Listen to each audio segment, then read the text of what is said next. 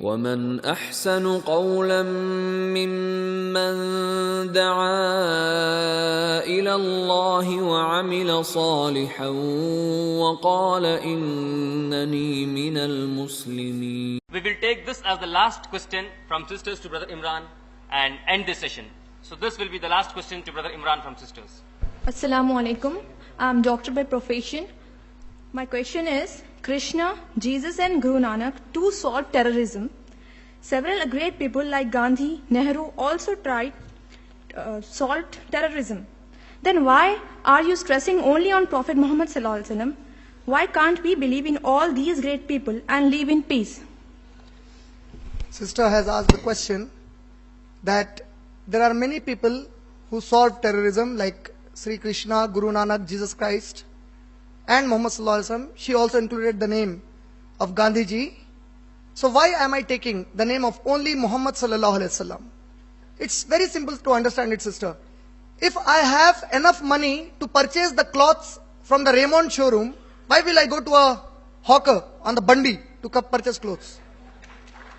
I will purchase Raymonds.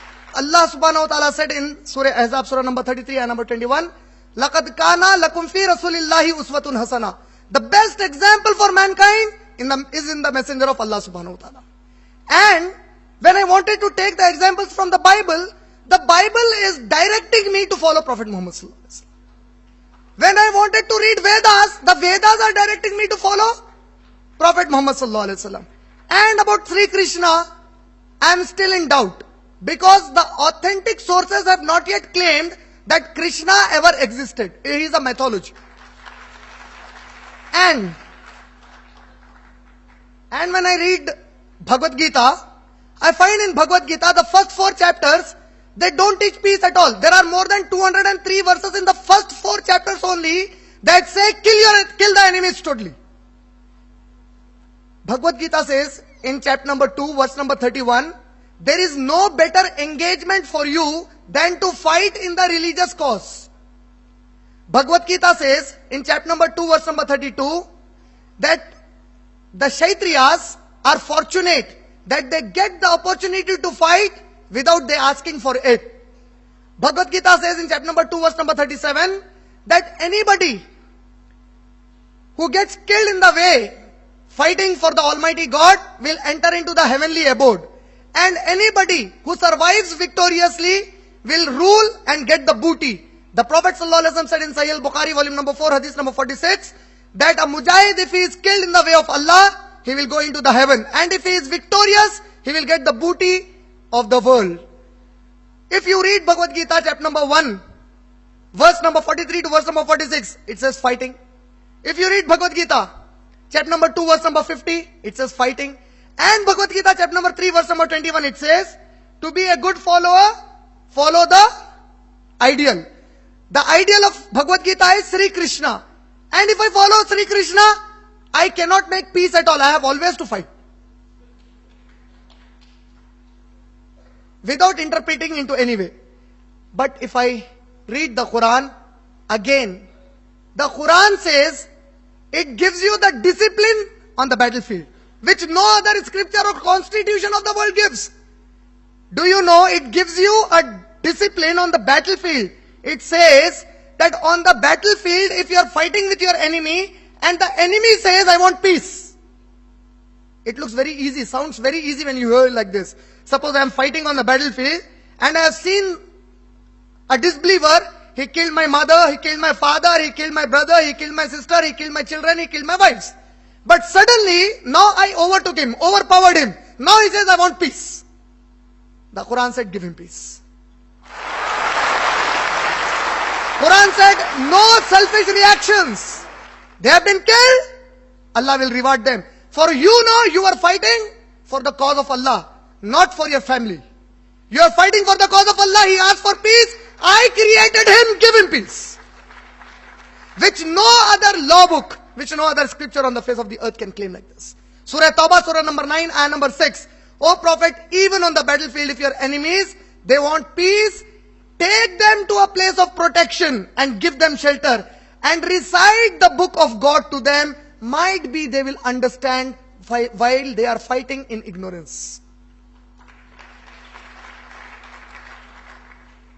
Condition in the Bible for peace, book of Deuteronomy, chapter number 20, verse number 10 to verse number 18. If you attack anybody, give them two options. Tell to them, either take peace or wage a war with us. Now what is the peace? You and your family should always remain our slaves throughout the life. If they say, okay, we will become your ghulam, give them peace. If they say no, kill all their men, kill all their children, kill all their women. Let the virgins remain for you to enjoy. Killing the women and children, the Bible says. The Prophet said, Sahih al-Bukhari, volume number 4, hadith number 257 and 258, do not injure the women and the children if you are fighting a war. The Prophet said in Sahih Muslim, volume number 3, hadith number 1741 and 1742, narrated by Aisha radhiyallahu ta'ala anha, the Prophet said, do not desire to fight a war. You don't wish that I will fight a war. But if you are on the battlefield, don't leave the battlefield then. The Prophet said, when you are fighting a war, waging a war, do not pull down the worshipping places of your enemies. Do not burn their agricultural fields. Do not pollute the water from which they drink or take water for their agriculture. Do not cut down the trees. Do not touch the women and the children. If you read Yajurva Veda, chapter number 13, verse number 12, it says, when you attack the enemies, burn them down. Burn them. Yajurva Veda, chapter number 13, verse number 13, destroy the enemies of God. That's not what the Quran says, but why do I follow Muhammad sallallahu alaihi wasallam? When I go for a comparative study, I do not find anyone better. When I find Christ, may peace be upon him, as a character in the Bible, he is contradicting. People call him the Prince of Peace. But when I read Gospel of Matthew, chapter number 10, verse number 34, he says, think not that I am come to spread peace on earth. I am not come to spread peace, but a sword.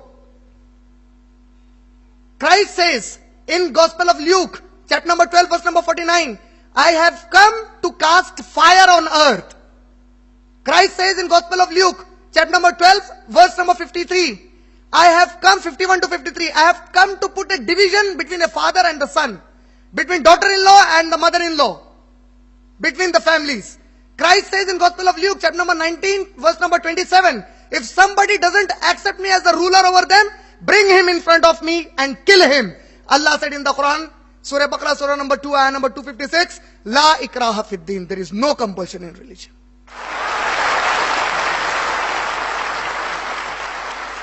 When I read any other scripture, if I read the Bible, what is the solution for the excessive women? What is the solution for interest economy? What is the solution for the rapist? What is the solution for the widows? What is the solution for the divorces? For I say unto you, Gospel of Matthew, chapter number 5, anybody who divorces his wife commits adultery, and anybody who marries a divorcee, he too commits adultery. She too commits adultery. What is the solution for all these problems? What is the solution for terrorism of the modern world? The Bible says in Gospel of Matthew, chapter number 5, if somebody slaps you on one cheek, give him the next. If somebody asks you for a coat, give him the shirt. And if I am not wearing a shirt and I am wearing only a shirt and a pant, what should I give them? If he asks for me the shirt? Not logical. Allah said, equal justice should be done. If you forgive, better for you. Forgive them. The Prophet, he gave the best example. Christ was put on the cross. And on the cross he says, Oh Father, forgive them, for they know not what they are doing. But when he was not on the cross, he said, I have come to spread, do not think I have come to spread peace but a sword. But what did Prophet Muhammad sallallahu alaihi wasallam do? When he captured Makkah, the Sahaba were happy. They were saying, Al-Yawma Yawmul Malhama. Today it is the day of making the flesh fly. We'll kill the people and throw their flesh in the air. The Prophet was listening to them. The Prophet said, and what is the Makkan conquer? They forced him to migrate to Medina. They troubled him so much that he migrated to Medina. Now he is capturing back with full force. He can kill everybody. Christ on the cross can't do anything. He said, forgive. But Prophet Muhammad sallallahu alaihi wasallam can kill all his enemies. When he heard the Sahaba, Al-Yawma Yawmul Malhama, the Prophet replied, Al-Yawma Yawmul Marhama. Today is the day of mercy and forgiving for them. I said, this is the standard of forgiveness. Today, if Bush says that I have done a mistake, Wallah, my Prophet said, forgive him. We'll invite him to the house of Islam. We'll say, come to the house of peace. Today, if those who committed Gujarat riots, they say, yes, we have done a mistake, we'll forgive them. The intention of a Muslim is not to kill the non-Muslim. Our intention is to make them realize that in the hereafter, the only way for you is La ilaha illallah Muhammad Rasulullah. Wa akhiru dawana alhamdulillahi rabbil alamin. Assalamu alaikum wa rahmatullahi wa barakatuh.